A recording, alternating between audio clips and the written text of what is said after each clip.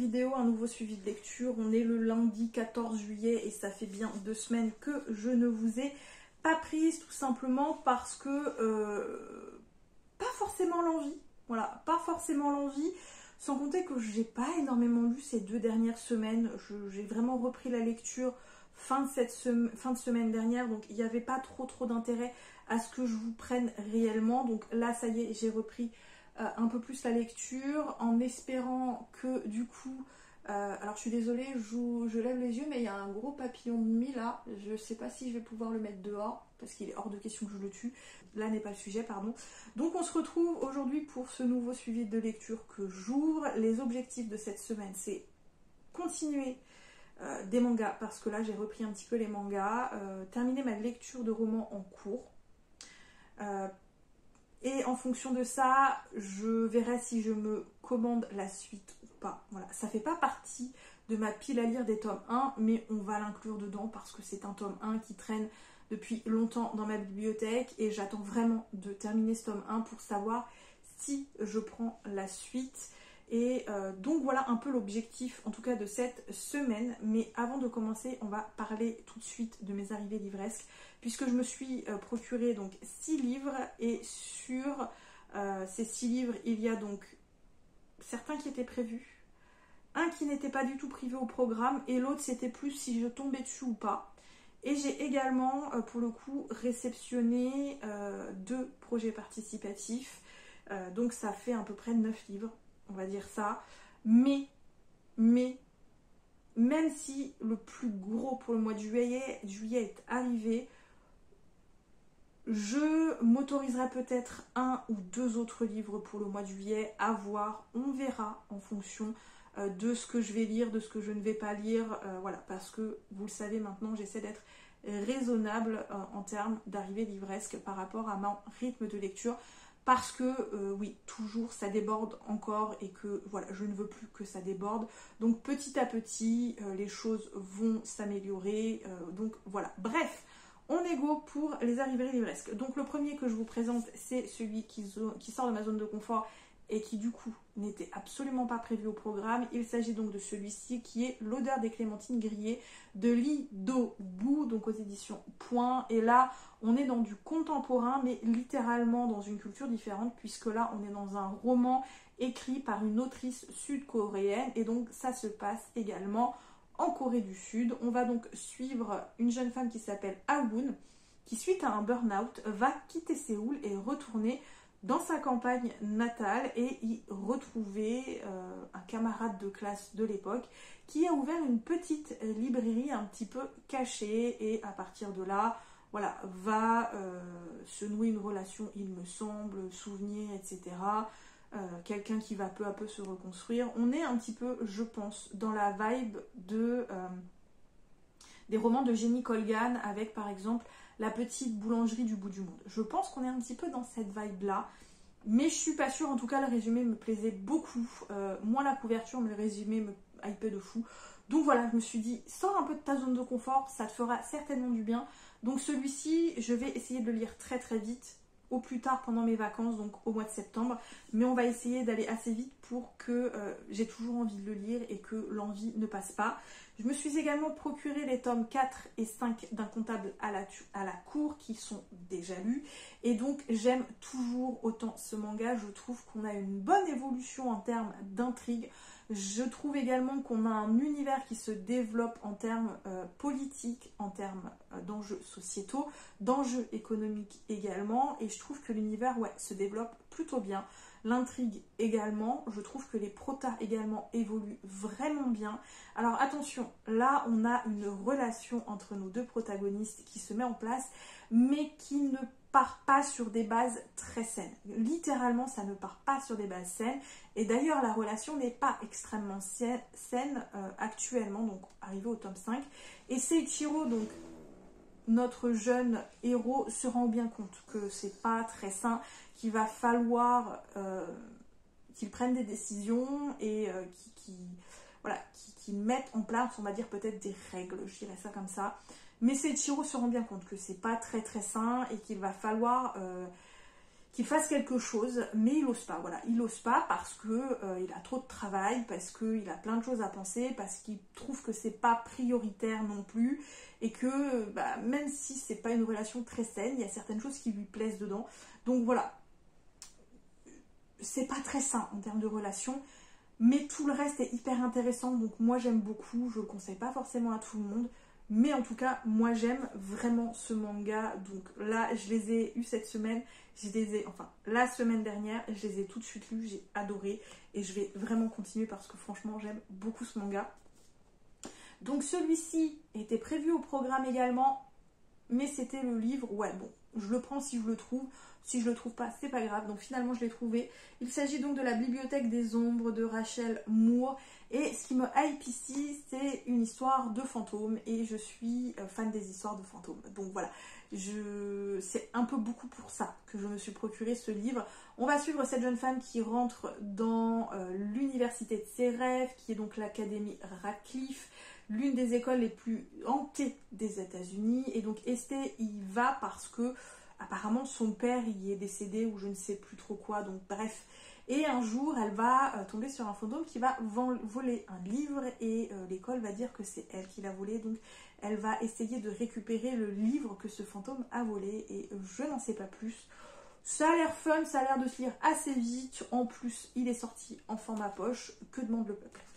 Je me suis également procuré le 3e et dernier tome de la trilogie Smoke and Mirror, donc la cité des originels, donc de Lily Haim et Rowan Lockhart, sachant que j'ai le tome 1 dans la toute première édition, donc aux éditions Bookmark, le tome 2 dans cette édition-là, et donc ça y est, je me suis procuré le tome 3, et je pense que je vais quand même me procurer le tome 1 dans les éditions Emma, donc chez Milady, parce que d'après ce que j'ai compris, entre le tome 1 et le tome 2, donc publié aux éditions Bookmark et aux éditions Emma, il y a des différences en termes de noms, etc., etc. Et donc j'ai peur de me perdre un petit peu, mais bon, au moins j'ai la trilogie complète, c'est le plus important, surtout que ça fait des années que je dois me procurer ce tome 3, chose faite, enfin. Je me suis également du coup procuré le tome 2 de Assistant to the Villain, donc ici Apprentice to the Villain, donc d'Anna Nicole Maher. J'ai adoré le premier tome, j'ai trouvé que c'était un peu cozy fantasy, vraiment grumpy, mais vraiment je trouve que c'est très drôle, un univers vraiment hyper chouette, beaucoup d'humour, c'est un peu lent par moment, mais j'ai adoré l'ambiance, j'ai adoré l'univers, j'ai adoré les persos, donc évidemment, à un moment ou un autre, j'allais craquer, et donc il était prévu de toute façon pour juillet, donc enfin, il est là.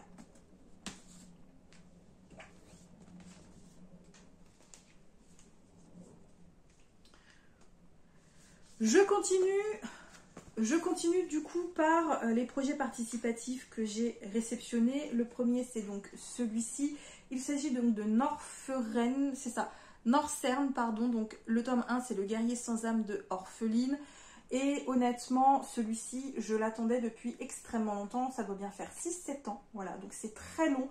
L'autrice a eu beaucoup de soucis qui ont fait que ça a pris beaucoup de retard. Mais en termes de qualité, on est là. Voilà, la qualité, elle est là. On a vraiment qualité BD, donc elle est petite, mais qualité vraiment maison d'édition. Vraiment juste, je suis extrêmement fan de cette BD. Il est prévu en lecture donc cette semaine. J'ai également réceptionné quelques petits goodies. Donc le premier, c'est évidemment une petite planche de stickers. Le marque-page, par contre le marque-page, je trouve qu'il est sur un papier un peu trop souple, donc un peu trop fragile. Mais les ex-libris, qualité de fou, voilà, des jolis ex-libris.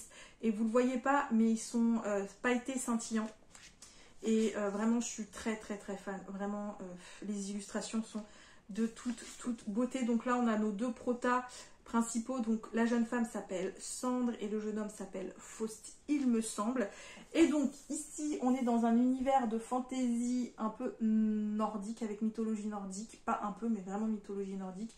On va suivre Faust. Faust est le fils d'un guerrier viking, il me semble. Sauf qu'il est né fragile et faible, donc il fait un peu très honte à son père, et il va donc se servir de son gamin pour gagner des combats. en le forçant à changer, en ingurgitant une espèce de relique qui va lui donner des pouvoirs et qui va le transformer un peu en bête sauvage, monstre, etc. etc. Et évidemment, cette relique, malheureusement, a été volée donc aux elfes qui veulent évidemment la récupérer, ce qui est logique. Et voilà, en termes d'histoire, on a un peu ça, et je sais que Faust va rencontrer du coup une elfe, et j'en sais pas plus, mais hâte de le lire. Il va être lu cette semaine, c'est obligé, parce que vraiment ça fait tellement longtemps que je l'attends, et d'ailleurs je n'ai qu'une grosse inquiétude, que le tome 2 soit aussi long à arriver que le tome 1. Je vous avoue que je sais pas si j'aurai la patience d'attendre encore aussi longtemps, parce que là ça faisait beaucoup trop long en termes d'attente. Voilà, il y a eu des problèmes, je ne peux pas lui en vouloir, elle a fait ce qu'elle a pu, mais vraiment là, trop long quoi. Et j'ai également reçu les 2 premiers tomes en format collector de la saga, pardon, je le mets à l'envers, donc Noir à l'ange, donc The Husky is White Cat Shizun de Rubao Bushiru, donc aux éditions Komogi. Je vous montre très rapidement donc le coffret, super qualité, vraiment solide, c'est pas juste un petit carton basique. Et donc le premier tome, voilà, il est toute beauté les gars, vraiment toute beauté. Je suis assez impressionnée, par contre ils pèsent leur poids, ils sont pas légers, donc ça, ce ne sera absolument pas amené au bureau trop lourd dans le sac. Donc le tome 2, voilà, le tome 2, vraiment je suis extrêmement fan. Je trouve que là on a une qualité de fou. Je n'ai pas les goodies avec moi, mais j'ai fait une vidéo TikTok. Donc si vous avez envie de voir le unboxing en complet, donc avec tous les goodies, n'hésitez pas, c'est tout en détail. Donc vous aurez les livres et les goodies en détail. Bref, ici, on va donc suivre un jeune homme qui s'appelle, je ne sais plus comment il s'appelle, c'est noté là. Tak Xianjun se retrouve acculé après avoir dominé le monde, hein, il me semble, hein, comme beaucoup dans les Daimeng, j'ai l'impression. Et en fait, il va se rendre compte que tous ceux qu'il aimait l'ont abandonné, trahi, etc. Il va donc se suicider et va se réveiller dans son corps quand il avait 15 ans. Et à partir de là, décide de tout reprendre en main, de tout recommencer et de se venger de ceux qui lui ont fait du mal. Je n'en sais pas plus, mais peu importe, pour l'instant, je ne suis pas déçue.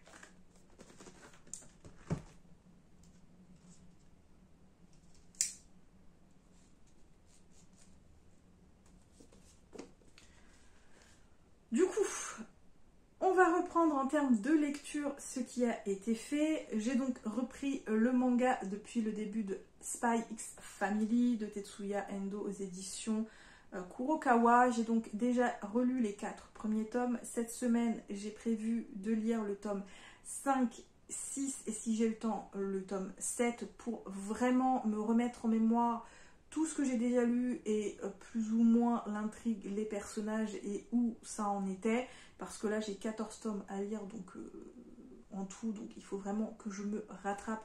Pour le coup, pour le moment, j'aime toujours. Hein, voilà, même si c'est des relectures, j'aime toujours autant. Je ne l'ai pas là dans les mains, mais j'aimerais également lire cette semaine le tome 5 de It's My Life, qui n'est pas encore lu. Et il faut vraiment que je le lise pour être à jour dans ce manga et pour pouvoir envisager de me procurer la suite donc au mois d'août ou au mois de septembre, on verra bien, sachant qu'il est donc terminé en 11 tomes et que là j'ai les 5 premiers tomes, 5 ou 6 premiers tomes, je ne sais plus, mais en tout cas voilà, de m'avancer dans ce manga pour pouvoir terminer assez rapidement. En termes de lecture, ce qui a été lu également ces 2 dernières semaines, c'est le tome 2 de la saga de la maison perdue au milieu de la mer Céruléenne, je ne sais plus c'est quoi le titre exact, que j'ai relu en juin pour pouvoir bien me remettre en mémoire. Et donc j'ai lu ce tome 2 qui était encore pépitas. Donc quelque part de l'autre côté de la mer de Kijikun, donc aux éditions de Saxus. C'était trop bien. Oui Odin, je sais. Ici, on fait donc la part belle à Arthur Parnassus, donc le directeur de l'orphelinat. Et autant vous dire que si dans le tome 1, on a l'impression que c'est un homme qui est sûr de lui, qui n'a peur de rien, dans ce tome 2, on va découvrir des blessures, des fissures, des inquiétudes, des angoisses, se rendre compte que c'est pas un homme parfait, que certaines blessures d'enfance n'ont jamais réellement guéri, ce qui est normal parce que étant un enfant différent quand il était jeune et devenu un adulte différent, effectivement, il y a beaucoup de discrimination entre les êtres magiques et les humains, donc évidemment, il n'a pas vraiment guéri parce qu'on lui a pas réellement permis de guérir. Et là, malheureusement, le gouvernement va essayer d'empirer les choses. Lui, tout ce qu'il veut, c'est vivre avec sa famille, bien, pouvoir aider les êtres magiques. Et donc vraiment, il va se passer beaucoup de choses. Et je trouve que vraiment la part belle à Arthur Parnassus, que j'ai trouvé mais hyper attachant dans ce second tome. Linus, qui lui est beaucoup plus secondaire évidemment dans ce second tome, puisqu'il était le personnage principal du premier tome, il va être un vrai soutien en fait pour Arthur. Je l'ai trouvé extrêmement attachant également, même si beaucoup moins présent. Les enfants, vraiment les enfants ont une très très belle évolution, notamment l'adolescent qu'on rencontre dans le premier tome qui a 13 ans, donc là il en approche des 15. C'est un jeune homme qui va vraiment devenir plus en plus adulte, on voit qu'il quitte l'enfance peu à peu pour devenir un jeune homme vraiment adolescent, mais extrêmement mature. J'ai oublié son prénom, je crois que c'est Sid, je sais plus c'est quoi son prénom. Vraiment, j'ai oublié la moitié des prénoms, c'est fou. Et donc tous les persos vont évoluer, que ce soit Chloé ou Zoé, je ne sais plus si c'est Zoé, Lucie, Talia, c'est Talia, vraiment les prénoms c'est horrible. Mais bref, j'ai adoré Pépitas avec de l'humour, des rebondissements, des personnages qui sont ultra touchants, ultra attachants. Il y a vraiment des sujets qui sont mis en avant, l'acceptation des autres, le fait de changer les choses petit à petit. Si on en change une, cette personne pourra en changer une autre, puis pourra en changer peut-être deux. Et c'est comme ça que ça fonctionne. Et vraiment, j'ai adoré, encore une fois. Mais Tigiclune, pour moi, c'est de la valeur sûre. En général, je ne suis jamais déçue. Donc, vraiment, j'ai adoré cette lecture. Et je vous le conseille. Je vous le conseille. Si vous avez adoré le tome 1, vous adorez le tome 2 également. Bref, j'ai également réussi à lire cette semaine le tome 1 de Unfair, donc The Moon d'Océane Ganem. Et alors là, je vais me faire l'avocate du diable. Tout le monde a adoré ce roman. Tout le monde a pleuré dans les chaumières. Et je m'attendais à vraiment kiffer ce roman, surtout qu'il y a beaucoup de souffritude et j'aime la souffritude. Oui, je suis une grosse sadique, je n'ai aucune honte à l'avouer. Et ça n'a pas été le cas. Alors, j'ai bien aimé, j'ai bien aimé, je lirai le tome 2 avec beaucoup de plaisir, d'ailleurs je l'attends avec beaucoup d'impatience parce que cette fin, c'est pas possible, mais j'ai trouvé qu'il y avait des défauts. Alors ici on va suivre Moon. Moon est un jeune adolescent de 17 ans qui est gay dans une petite ville du sud des États-Unis où vraiment être différent c'est très mal vu et malheureusement Moon est harcelé, battu. Il souffre beaucoup à l'école parce que son ancien meilleur ami qui est donc Aloïs lui fait beaucoup de mal, il le frappe, hein, vraiment il est harcelé physiquement, psychologiquement et Moon il arrive au bout, il est épuisé de cet harcèlement. Il commence d'ailleurs au début du roman à être littéralement, il est à deux doigts de vriller, vraiment il est à deux doigts de vriller, il a des pensées sanglantes, il a des rêves sanglants, des cauchemars mais horribles de meurtres, de tueries. Vraiment, il est en train de vriller, il s'en rend compte qu'il est en train de vriller, qu'il a peur de vriller, mais en fait, il arrive tellement au bout qu'il est en train de péter un plomb. Sauf que va arriver un nouveau voisin qui s'appelle donc Sunny, et Sunny est tout le contraire de Moon. C'est un jeune homme grand, fort, beau gosse, joueur de football, et qui très vite va être intrigué par Moon, et qui très vite va vouloir devenir son ami. Tout n'est pas rose, hein. Je dois bien vous assurer que tout n'est pas rose. Sunny ne va pas arriver et sauver comme ça d'un coup Moon. On a une romance qui est très jolie, même si ça tire un petit peu trop sur le guimauve me concernant. J'ai trouvé les moments où Moon est à deux doigts de vriller extrêmement bien fait. On a des personnages qui sont bien construits, je ne le nie pas. On a une romance qui est plutôt bien emmenée également. Même si, comme je vous dis, je trouve que c'est un peu trop guimauve pour moi. On a des clichés, on va pas se mentir. Malheureusement, je trouve que par moments, ça tire trop sur le pathos. La plume est jolie, mais l'autrice, je trouve qu'elle en rajoute pour vraiment rajouter du drame au drame. Et je trouve que ça fait trop lourd. Et j'ai trouvé ça un petit peu dommage, mais ce n'est que mon point de vue. Je trouve également que les personnages, parfois, partent trop dans leurs pensées. Ils ont beaucoup d'introspection. Et ça fait lourd. Ça rajoute en fait des longueurs, selon moi. Donc pour moi, on a un texte qui est bien fait, mais qui a des défauts. Donc j'ai bien aimé. Vraiment, j'ai bien aimé ce roman. Je lirai la suite avec beaucoup de plaisir, mais pour moi, ça a des défauts. Par contre, je suis désolée, mais moi j'ai adoré Aloïs.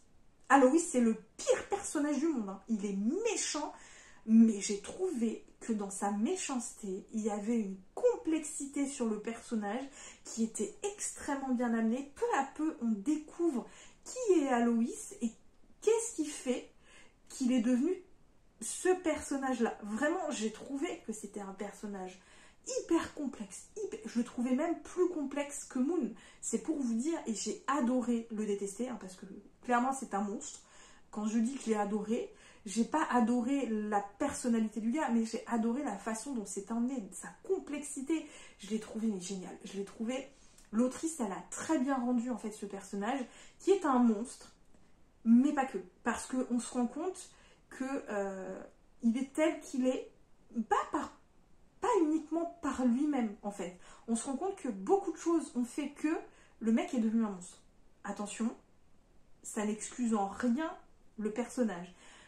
Mais il n'est pas le seul fautif selon moi. Et j'ai trouvé vraiment, c'est le personnage que j'ai le plus apprécié dans ce roman. Par contre, cette fin c'est pas possible. Cette fin c'est pas possible, il me faut le tome 2. Vraiment, il me faut le tome 2. Donc c'est pour vous dire, oui, je lui ai trouvé des défauts, mais oui, je l'ai bien aimé quand même. Hein. Ouais, vraiment, il me faut le tome 2. Le tome 2, je sens que le tome 2, je vais plus l'apprécier que ce tome 1. Je sais pas pourquoi. Bref, pour terminer, parce que ça fait déjà 20 minutes que je vous tiens, j'ai commencé le tome 1 de cette saga, qui est donc The Scum Villain Self-Saving System. Je ne sais pas pourquoi, mais les Daimei ont des titres à rallonge. Mais à rallonge, les gars. Donc, c'est de Mo Xiang Tongxiu. Donc, j'avais entamé une autre saga de cette autrice. J'ai lu le tome 1, j'ai pas encore lu le tome 2. Faudrait, mais du coup, je me suis mise à lire le tome 1 de cette nouvelle saga. J'en suis presque à la moitié. Je l'ai commencé hier soir. Et honnêtement, au départ, c'était mal parti. Je trouvais que tout allait trop vite. Je trouvais que c'était un petit peu brouillon. Mais je suis pas encore parfaitement bien habituée au Danmei. C'est un genre complètement différent. Je n'ai lu que le tome 1 de son autre saga principale, enfin en tout cas celle qui est le plus renommée. Et ça reste un genre un peu compliqué encore pour moi. Ça va venir avec le temps. Mais plus j'avançais dans cette histoire, plus j'apprécie. Parce que vraiment, je trouve qu'il y a de l'humour. Je trouve les choses bien amenées. Le style est un peu particulier. J'ai un peu de mal à m'y faire. Mais voilà, c'est du Danmei. J'ai encore pas trop l'habitude. Donc ici, on va suivre un homme qui s'appelle Chen Yuan, qui a lu en gros un roman sur internet. Il me semble, si j'ai bien compris, donc sur internet. Malheureusement, au bout de millions de phrases, de mots, la fin n'est pas du tout ce à quoi il s'attendait. Une fin sans avoir les réponses à ses questions. Et le mec est tellement déçu. Il trouve que le roman, c'est un roman de merde, hein, littéralement, mais il claque. Voilà, il claque. Le mec, il claque, il ne sait pas pourquoi. Il claque à la fin du roman. Et il va se réincarner dans l'un des personnages du dit roman. Sauf que le personnage dans lequel il se réincarne, c'est celui qui est le maître du prota principal et qui va rendre le personnage principal méchant. Voilà, il va être horrible avec lui. Et lui, il doit changer l'histoire sans trop dévier de sa personnalité, voyez-vous. Donc c'est plutôt mal barré pour lui au départ. Et vraiment, je vous dis au départ, ça allait trop vite pour moi. Vraiment, j'avais un peu de mal. Et plus j'avance, plus j'apprécie. Plus j'apprécie l'univers, plus j'apprécie les personnages, plus j'apprécie l'évolution des 10 personnages. Il y a beaucoup d'humour, vraiment j'aime beaucoup. J'ai hâte de découvrir la suite, donc je pense que je vais le lire assez vite. Honnêtement, quand je vous dis que j'ai lu la moitié, il y a une grosse partie, ouais, j'ai lu la moitié, parce que la partie glossaire, il y a quand même déjà un gros morceau qui fait glossaire.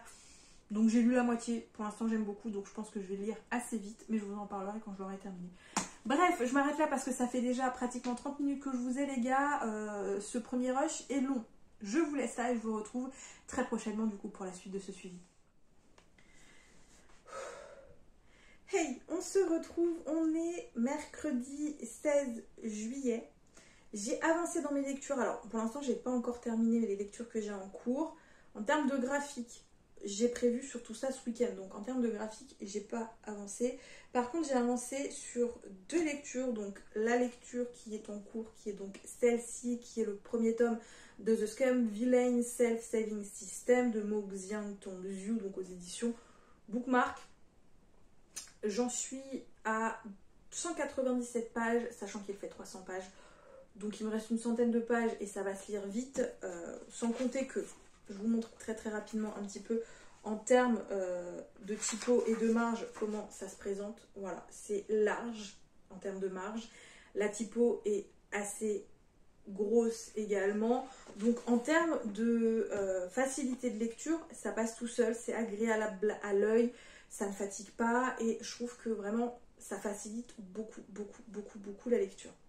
Alors en termes de lecture en elle-même, sachez que j'ai pas beaucoup de points de comparaison à vous donner puisque le Danmei, je suis encore un petit peu novice sur ce genre puisque mis à part celui-là, j'ai lu de cette autrice le premier tome de la saga qui l'a fait plus ou moins reconnaître, dont j'ai oublié le titre,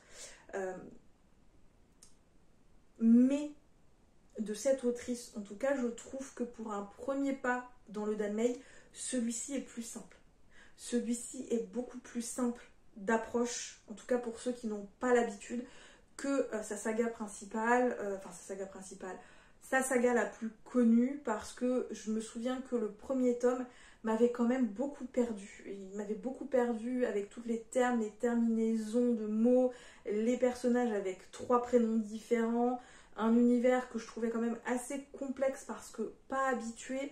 Déjà que c'était un univers extrêmement riche, c'était un univers vraiment assez dense avec beaucoup de personnages, qu'ils soient principaux ou secondaires, donc c'était des personnages en plus qui étaient souvent assez bien travaillés, assez bien amenés, avec un world building quand même qui était plutôt dense. Et donc quand on n'a pas l'habitude, même avec le glossaire, s'y référer à chaque fois qu'on est dans la lecture, ça coupe la lecture, donc c'était un petit peu compliqué. Or ici, j'ai l'impression qu'on a un univers qui est quand même beaucoup moins dense, beaucoup moins développé. Alors peut-être que ce roman est plus ancien que sa saga la plus connue et que c'était encore, voilà, un petit peu plus novice en termes d'autrice. Elle était peut-être un petit peu plus novice, je me trompe peut-être. Mais moi j'ai l'impression que voilà, c'est un texte plus ancien et donc moins développé en termes d'univers. Et donc c'est beaucoup plus facile parce que les personnages sont finalement moins nombreux. Et déjà ils n'ont pas 3 prénoms voilà, à chaque fois. Donc ça déjà c'est beaucoup plus simple. Donc je trouve que pour un premier pas dans le Danmei, celui-là est beaucoup plus abordable. Et en plus, une fois qu'on est habitué à la narration, ça passe tout seul. En termes de lecture, en termes d'appréciation, pour l'instant j'aime bien. Pour l'instant j'aime bien, il me reste une centaine de pages à lire, donc ça va se faire assez vite. Et je trouve que c'est agréable. Il y a des choses que j'aime, d'autres que j'aime quand même beaucoup moins. Donc ici ce que j'aime beaucoup, c'est l'humour de notre protagoniste principal, qui est donc, pour rappel, Shen Yuan, qui va décéder à la suite d'une lecture de roman en ligne, il me semble. D'ailleurs, il avait détesté et va se retrouver réincarné dans ce dit récit, et il va se réincarner dans le personnage de Shen King-kyu. Je suis désolée, je prononce ça très mal. Si sur cette vidéo il y en a qui tombent dessus, qui vous êtes habitués à cette langue, oh non, n'hésitez pas à me dire comment on le prononce, parce que oui, je n'ai aucune honte à le dire, je prononce ça comme un cochon. Voilà, comme un cochon, et j'en suis absolument navrée. Bref, pour en revenir à nos moutons, donc il se réincarne dans le personnage de Shen King-yu. Shen King-yu, dans l'œuvre originale, a été le maître de Luo Binghe et va le maltraiter pendant des années. Ce qui fait que quand Luo Binghe va devenir adulte, il va passer du côté obscur de la force et va se venger de tous ceux qui lui ont fait du mal, dont son maître, qui est donc Shen King-yu. Sauf que notre réincarnation de Shen King-yu Lui, il connaît l'œuvre originale et il se dit, eh mais les gars, ça va pas être possible, ça va pas être possible, je n'ai pas envie de finir en homme bâton. Voilà, parce qu'il sait comment finit le personnage, voilà, il finit pas de façon... c'est pas topissime pour lui, donc il veut changer l'histoire, de toute façon il n'a pas le choix puisqu'il y a un système qui va lui donner des points, qui va lui en retirer, qui va l'obliger à faire certaines choses pour avancer dans l'intrigue. Donc Shen Qingye va tout faire pour changer l'histoire, faire en sorte que Lu Buinghe ne le déteste pas et ne le transforme pas en homme bâton. Voilà. Sauf que c'est plus compliqué que ça, parce que il a des contraintes, c'est pas toujours évident. Il y a des choses qui se passent qui n'étaient pas dans l'œuvre originale non plus, et donc par moment, il s'avère que Shen Qingye se retrouve un petit peu perdu. En termes de rythme, par contre, c'est pas ça, parce que les passages où on avance dans l'intrigue, où il y a de l'action, des rebondissements, où on voit qu'il y a des évolutions, c'est chouette. Mais entre, il se passe pas grand chose et c'est limite ennuyeux. Et je trouve ça extrêmement dommage d'avoir un rythme aussi haché. Et d'ailleurs, ça me fatigue un petit peu ce rythme aussi haché. Quand je vous dis ça me fatigue, c'est juste fatigué. Voilà, ça me donne du mal en fait, ce rythme très haché. Et je trouve ça vraiment très très dommage. Maintenant, j'ai aussi quelques petits problèmes avec nos deux protagonistes principaux, donc notamment Shen Qingye et Lu Buinghe. Shen Qingye me semble très détaché par rapport à tout ce qui lui arrive. J'ai l'impression qu'il vit un petit peu dans le déni, qu'il n'a pas réellement réalisé tout ce qui lui arrivait, ce qu'il se passait. On apprend des choses sur sa vie, sur sa première existence, qui était donc celle d'un jeune homme tout à fait normal, dans la norme, qui avait une famille qui l'aimait, des parents, des frères et sœurs, et que voilà, il était plutôt bien inséré dans la vie, qu'il n'avait jamais eu de grosses difficultés, puisque sa famille n'était pas pauvre, n'était pas... Voilà, c'était une famille assez aisée, donc il lui manquait de rien, et voilà, il vivait très très bien sa vie, et il avait une famille aimante, voilà, il les aimait, et tout se passait bien. Mais on a l'impression que ça ne touche pas plus que ça. Et je trouve ça un petit peu particulier, voilà, il se réincarne dans un roman, en plus dans un personnage qui finit pas bien, et le mec il vit ça mais tranquillou quoi, ça passe crème, il est un peu surpris mais pas plus que ça, et honnêtement ouais, c'est un peu bizarre, je trouve, c'est un peu bizarre. Concernant Lu Buinghe, on voit qu'il y a une évolution de ce personnage, on voit qu'il est en train de changer grâce à Shen Qingye. Sauf que Lu Buinghe, et ce que je peux comprendre, parce que Lu Buinghe, il a eu une enfance très très compliquée, donc dans le premier tome, il a 14 ans. Mais on apprend quand même qu'il a eu une enfance très compliquée, qu'il a été très pauvre, qu'il a toujours été plus ou moins maltraité, qu'il a perdu sa maman adoptive, qui est là, il a été maltraité pendant quelques années avant la réincarnation de Shen Qingye, donc par ce 10 mètres, par les autres disciples également. C'est un personnage qui a beaucoup manqué d'affection, qui a beaucoup manqué de reconnaissance, et là, il commence à voir Shen Qingye un petit peu comme un dieu. Voilà, il le vénère, il l'idolâtre, et je trouve que sa façon de l'idolâtrer, elle est très légèrement malsaine. Que je peux comprendre, finalement, ce que je peux comprendre, je pense que ça correspond bien un petit peu à la vie que ce personnage a eue, mais c'est pas très sain, selon moi, c'est pas très sain. Bref, malgré tout, j'aime bien. Je vais le terminer cette semaine parce que vraiment une centaine de pages, ça va se lire vite. En plus, c'est écrit gros, donc ça va être facile. Aujourd'hui, je n'ai pas emmené du coup ce livre-là au bureau parce que c'est un brochet, j'avais pas envie de l'amener. Je me suis dit que j'allais l'amener en poche et j'ai amené celui-ci un petit peu par hasard. Déjà, il me faisait envie et je l'ai plutôt bien avancé puisque j'en suis déjà à 157 pages. Donc ici, on est dans une aventure typiquement à la Indiana Jones. Il s'agit du premier tome des aventures de Wilde and Chase, donc à la poursuite de l'Atlantide, Andy McDermott aux éditions Brajlon. Et donc on va suivre une jeune femme qui s'appelle Nina Wilde, qui est à la recherche donc de l'Atlantide. Elle est persuadée d'avoir un peu trouvé où ce serait avec d'autres indices, etc. Et elle va donc se faire financer par un gros entrepreneur qui est bourré de fric, qui s'appelle, je ne sais plus comment il s'appelle, un certain Frost, Christian Frost.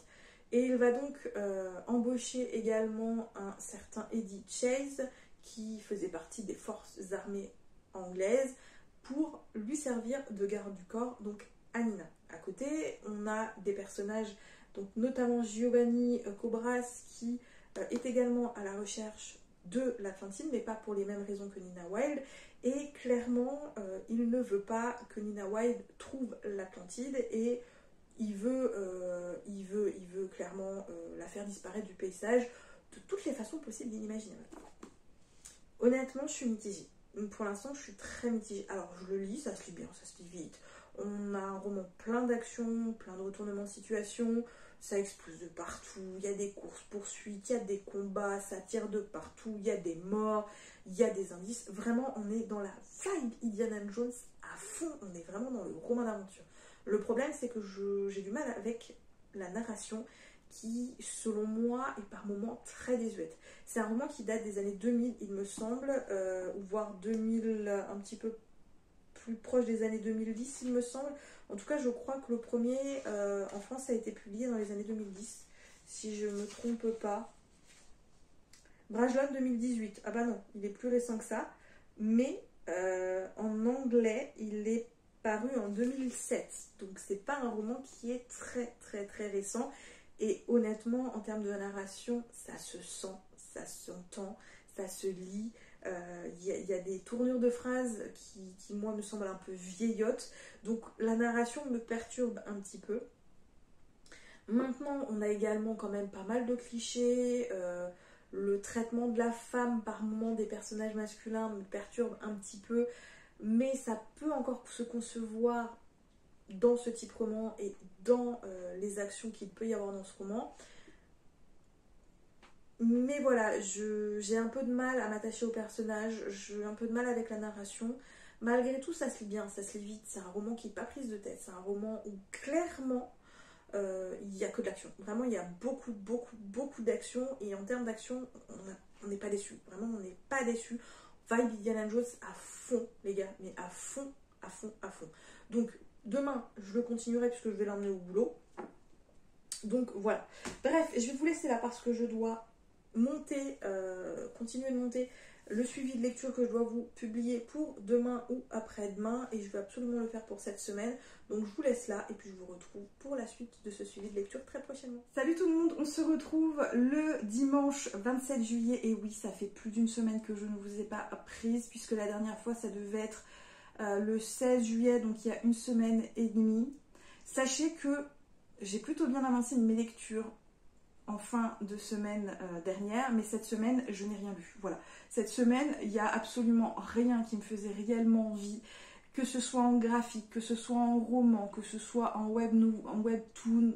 Vraiment il n'y avait pas grand chose qui me faisait envie, donc j'ai rien lu. Voilà, j'ai rien lu et du coup j'ai même pas eu vraiment la foi de clôturer ce suivi de lecture. Donc aujourd'hui je me suis quand même foutu un peu un coup de pied au cul pour mettre fin à ce suivi de lecture parce que voilà, on arrive fin juillet, donc il était quand même plus que temps que je m'y mette. Donc me voilà pour clôturer ce suivi de lecture et je commence évidemment par la lecture que j'ai terminée, donc il y a une semaine maintenant puisque je l'ai terminé le samedi ou dimanche de la semaine dernière.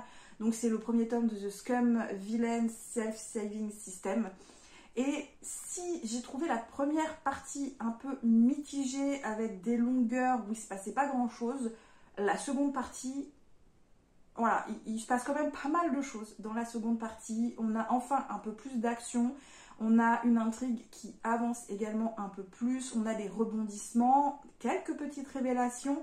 Et clairement, j'ai adoré la deuxième partie de ce premier tome et je ronge mon frein pour le second tome que je n'ai pas encore puisque j'ai décidé de me le procurer, mais pas avant août puisque maintenant je me fixe quand même d'achat mensuel que je ne veux absolument pas dépasser. Alors je ne l'ai pas dépassé pour le mois de juillet. Je m'étais dit que je me laissais encore 1 ou 2 romans pour le mois de juillet et finalement non. Du coup, ce sera pour le mois d'août. Voilà, ce sera pour le mois d'août. Mais j'ai adoré la deuxième partie de ce premier tome. J'ai hâte de voir comment vont évoluer les choses, comment vont se nouer les relations, elles vont évoluer, comment l'intrigue va évoluer. Vraiment, j'ai hâte avec le second tome. Ça va être une de mes priorités au mois d'août et je pense que ça va être une de mes grosses premières lectures au mois d'août parce que j'ai vraiment envie de savoir ce qui se passe par la suite parce que la fin du premier tome, quand même, vraiment, ouais, voilà, je suis pas déçue. Je suis pas déçue au final. Première moitié un peu mitigée, mais peut-être parce que, voilà, je rentrais un petit peu dans l'univers, il y avait tout qui se mettait en place. C'était peut-être dû à ça, mais deuxième partie, j'ai adoré. J'ai également, du coup, enchaîné avec 2 graphiques. Donc, le premier, c'est le 6e tome de It's My Life, donc le dernier qu'il y avait dans ma pile à lire et j'ai préféré celui-ci au tome 5. Je l'ai trouvé bien meilleur. On retrouve plus l'ambiance que j'avais adoré dans les 2-3 premiers tomes. Ici, on a également l'intrigue qui, vraiment, à la fin du tome, se dévoile encore un petit peu plus. On en apprend un petit peu plus sur notre protagoniste.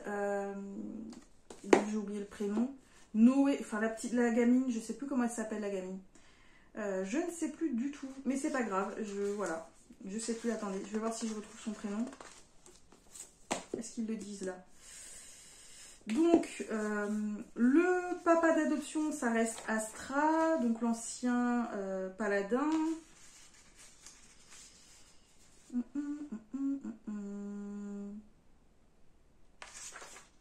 Oui, bon, bref, je ne sais plus. Donc, on en apprend un petit peu plus sur la petite. On retrouve également les personnages secondaires qu'on rencontre au fur et à mesure des tomes à chaque fois. Il y a pas mal de choses qui se passent. Il y a eu beaucoup d'humour dans ce premier tome. Dans ce 6e tome, pardon. Et c'est un manga qui se termine en 11 tomes. Donc pour le moment, il y en a 9 qui sont sortis. Les 2 derniers doivent sortir du coup le mois prochain. Donc je vais me reprocurer la suite petit à petit parce que j'ai envie d'en découvrir un petit peu plus donc sur la petite parce qu'on se rend compte que c'est un personnage qui est bien plus important qu'il n'y paraît actuellement. Et il y a Astra qui est fidèle à lui-même avec sa maison. Voilà, je peux pas en dire plus puisque c'est déjà le 6e tome. C'était génial. Vraiment, j'ai adoré ce 6e tome. Et je termine du coup par le premier tome de Northern, pardon, donc le guerrier sans âme, je vais y arriver. Et vraiment, j'ai trouvé que c'était un premier tome génial. Vraiment, je l'ai trouvé génial pour un premier tome, même s'il est court, je trouve qu'il est extrêmement bien fait. Vraiment, j'ai adoré déjà, je trouve que l'univers est très bien amené, très bien dépeint, très bien fait, assez dense, et je trouve que les couleurs, graphiquement, il apporte une petite touche en plus qui nous permet de nous immerger encore un peu plus dans l'univers. Alors ça, j'ai adoré.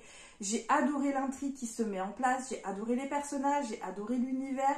Tout se met en place assez rapidement, tout en n'en dévoilant pas trop dès le départ. Et donc, j'ai trouvé qu'il y avait un très juste équilibre entre le tout et j'ai trouvé que c'était génial.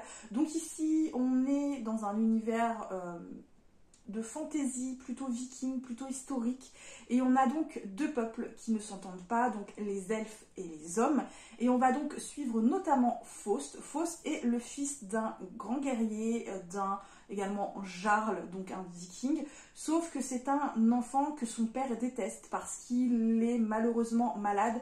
Il souffre de problématiques. Et donc son père le déteste et va se servir de lui d'une certaine façon en le rendant utile, sauf que Faust déteste entre guillemets ce qu'il est et ce qu'il est devenu. Et à côté, on a les elfes qui vivent reclus sur une île à cause d'un événement qu'il y a eu 13 ans plus tôt, et ils décident là pour le coup de sortir de leur retraite parce qu'ils ont eu des informations concernant ce qu'il s'est passé 13 ans plus tôt, et donc décident de partir à la recherche de ce qu'ils ont perdu, et il va y avoir un lien entre Faust, les elfes, etc. etc. Je vous en dis pas plus, donc c'est vraiment un premier tome où on pose quand même l'univers, on pose l'intrigue, on pose les personnages, mais on sent déjà qu'on a quand même un univers qui est assez dense, une mythologie qui est déjà bien emmenés, des personnages qui sont déjà bien posés, tout est bien amené, je trouve. Ça a été long de réceptionner ce premier tome, mais ça en valait vraiment la peine parce qu'on a vraiment un premier tome que je trouve extrêmement bien. Vraiment pas un coup de cœur, mais pas loin. Donc vraiment un premier tome de qualité. Vraiment, j'ai adoré. J'espère vraiment que le second tome sera pas aussi long à venir parce que j'ai kiffé, j'ai adoré. Je l'ai bouffé très très vite parce que il était trop bien. Et franchement, c'est dommage qu'il soit aussi court parce que j'aurais aimé en avoir un petit peu plus. C'est un petit peu dommage. Et donc pour terminer, j'ai commencé tout juste hier, mais j'ai à peine avancé puisque j'ai pas du tout lu aujourd'hui, le 9e tome de Kate Daniels, donc ici Lien magique de Ilona Andrews. On est donc dans l'avant-dernier tome de cette saga, ou en tout cas de la saga principale de cet univers, et vraiment on démarre fort, hein. Clairement on démarre assez fort puisque j'ai lu le premier chapitre, mais je vous en dirai pas plus parce que on est dans le 9e tome, on approche de la fin et je vais éviter de vous spoiler parce que bon, ça risquerait un petit peu de vous mettre un frein à cette saga. Mais en tout cas, je vous la conseille toujours autant parce que c'est une saga pépitas que j'aime d'amour et que vraiment foncez quoi. Et donc j'en ai terminé, je pense, pour ce suivi de lecture qui a été du coup assez laborieux, hein, on va pas se mentir.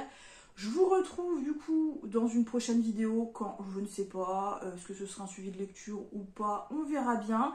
Comme toujours, n'hésitez pas avec les petits pouces bleus, avec les emojis, avec les petits commentaires, avec l'abonnement sur ma chaîne si l'envie vous en vient, à me suivre sur d'autres réseaux sociaux également.